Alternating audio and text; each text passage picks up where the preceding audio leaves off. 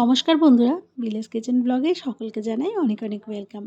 আজকে যে রেসিপিটা তোমাদের সঙ্গে শেয়ার করব সেই রেসিপিটা হচ্ছে আম তেল রেসিপি, মানে কাঁচা আম দিয়ে আম তেল। এটা কিন্তু এই গরমের দিনে তৈরি করা হয়। আর এই বেশিরভাগ টাইম তো বৈশাখ মাসের দিকেই তৈরি করা হয়ে যায়, কিন্তু আমি একটু দেরি করেই করে ফেললাম।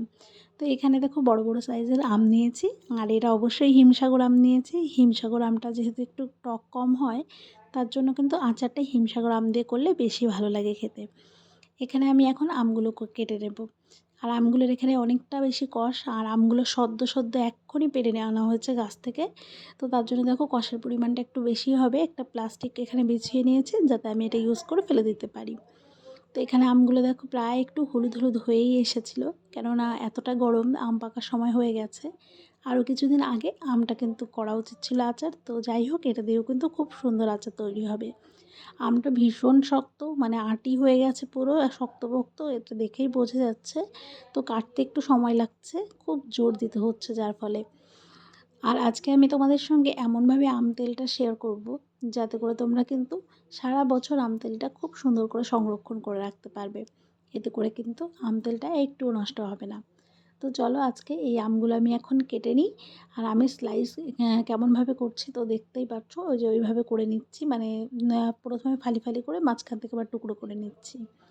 এভাবে করে আমি প্রায় এখানে 5-6টা মতো আম নিয়েছি। তো এই সম্পূর্ণ আমগুলোকে আমি এইভাবেই সেমভাবে টুকরো টুকরো করে কেটে নেব। আর এখন যে পরিমাণ রোদ পড়েছে, তাতে করে আম তেল বানাতে কিন্তু অসুবিধা হবে না, একদিনেই আমগুলো কিন্তু সুন্দরভাবে শুকিয়ে যাবে। তো চলো সবকটা আম আমি এইভাবে কেটে তারপর তোমাদেরকে দেখাচ্ছি।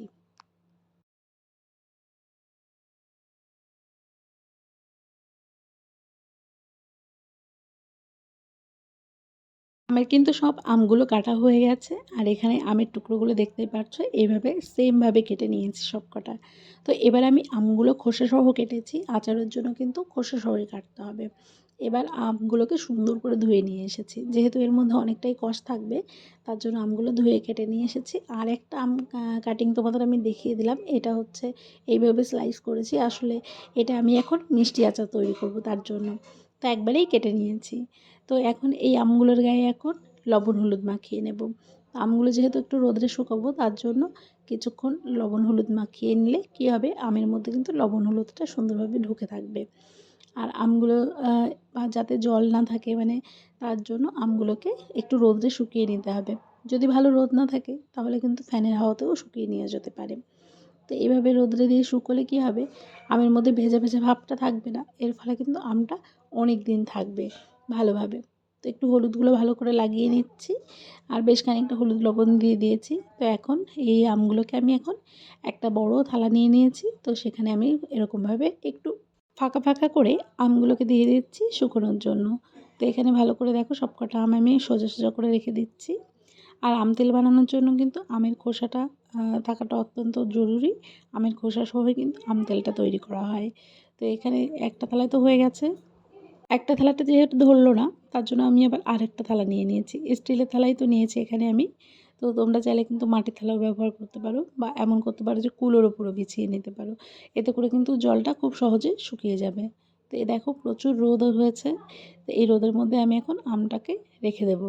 তো একদিনের রোদরেই কিন্তু শুকিয়ে যাবে। তো আমাদের এখানে এখন টেম্পারেচার 37°C। তো তাতে করে কিন্তু আমগুলো এক রোদেই সুন্দর করে শুকিয়ে যাওয়ার কথা। তো 6-7 ঘন্টা প্রায় রোদরে দিয়েছি, যেহেতু সকালবেলায় দিয়েছি।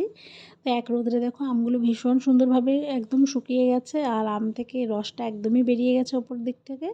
তো দেখো একদম কুড়মুড়ে হয়েছে, একদম পারফেক্টলিভাবে কিন্তু আমটা শুকিয়ে গেছে। এখানে আমি কিছু মশলা নিয়েছি আম তেল তৈরি করার জন্য।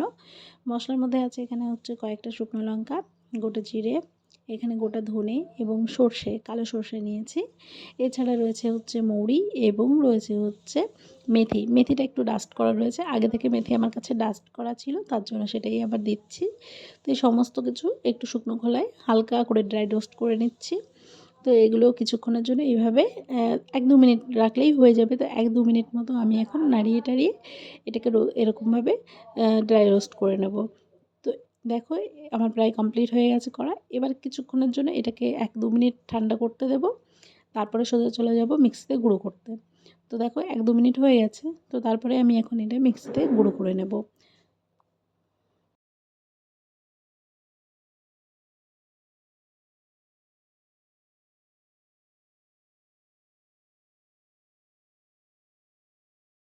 এবার আম তেলের জন্য যে তেলটা রেডি করব তার জন্য প্রথমে দেখো কড়াইতে একটু পাঁচফোড়ন দিয়ে দিলাম। পাঁচফোড়নটা সামান্য একটু গরম হয়ে আসলে এর মধ্যে আমি এখন সর্ষের তেল ঢেলে দেবো। তো এখানে তোমরা যেটুকু পরিমাণ তেল দিতে চাও তেল দিতে পারো, এই তেলটা কিন্তু পরেও অ্যাড করা যেতে পারে। তো এখন আমি তেলটা ওখানে ঢেলে দিয়েছি আর এদিকে দেখো আমগুলো একটা বড় গামলার মধ্যে নিয়ে নিয়েছি। তো এখান থেকে আমগুলো একটু কম মনে হচ্ছে, কেননা আমি মিষ্টি আচার তৈরি করেছি, তাতে কিন্তু আমি বেশ খানিকটা আম ব্যবহার করেছি।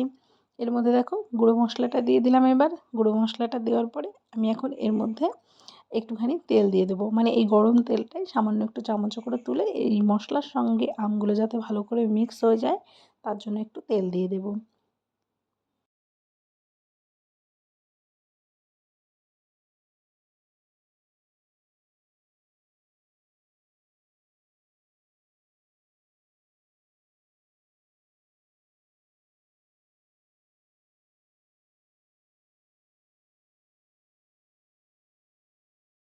এবার হচ্ছে আসল প্রসেসটা যেটা করতে হবে যাতে করে তোমাদের আম তেলটা অনেক দিন সংরক্ষণ করা যাবে, সেটা হচ্ছে এটা ভালো করে তো মিক্স করেই নিলাম। এবার মিক্স করার পরে আমি ওই গরম করা তেলের মধ্যেই এই আমটাকে কিন্তু এখন ছেড়ে দেব। আমটাকে কিন্তু বেশিক্ষণ জাল করা যাবে না, জাল করলে আবার আমটা বেশি ভাজা ভাজা হয়ে যেতে পারে। তার জন্য এখানে আমি ১ মিনিট মতো আমটাকে এখন জাল করে নেব।